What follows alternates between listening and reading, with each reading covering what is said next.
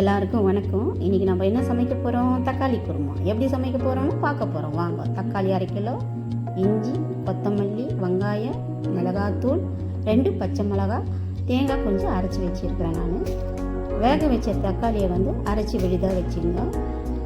நான் வேக வச்சதெல்லாம் உங்களுக்கு நான் காட்டல. ஆக்சுவலாக நம்ம வாஷ் பண்ணி ஒரு 10 நிமிஷம் வேக வச்சாலே தக்காளி வெடிச்சிடும். அதை அரைச்சிக்கலாம். அடுப்பு பற்ற வச்சாச்சு. 2 ஸ்பூன் கோல்டு வின்னர் ஊட்டியிருக்கிறேன். 1/2 டீஸ்பூன் சோம்பு போடும்.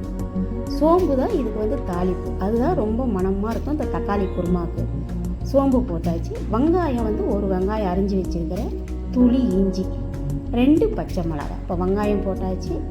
அதுலேயே 2 பச்சை மிளகாவும் போட்டாச்சு. துளி இஞ்சி போட்டு வதக்கிங்க. இதுதான் இந்த மசாலா ரொம்ப வாசனையாக இருக்கும். இந்த தக்காளி குருமாவுக்கு இந்த 4 பொருள் தான், வேறு எதுவுமே இல்லை. நான் உங்களுக்கு தக்காளி வேக வச்சதெல்லாம் காட்டல.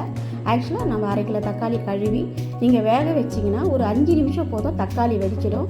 அதை ஆற வச்சுட்டு நீங்கள் மிக்சியில் அரைச்சி அந்த விழுதை எடுத்து வச்சுக்கலாம். இப்போ நான் அதை தான் இப்போ அரைச்சி அந்த விழுதை ஊற்றுறேன். தோல் லைட்டாக நம்ம கரைச்சிங்கன்னா அதுதான் உங்களுக்கு கலரே உங்களுக்கு ரெட்டிஷாக வரும்.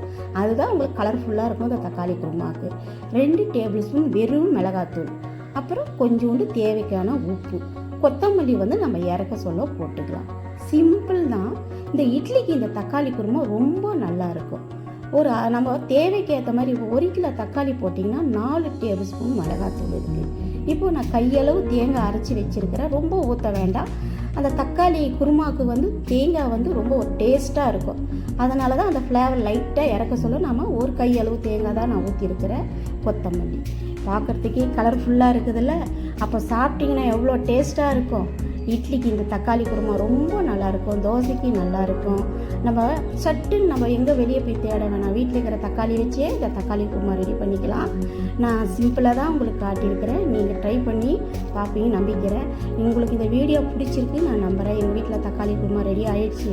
பார்க்கறதுக்கே கலர்ஃபுல்லாக இருக்குதுல்ல.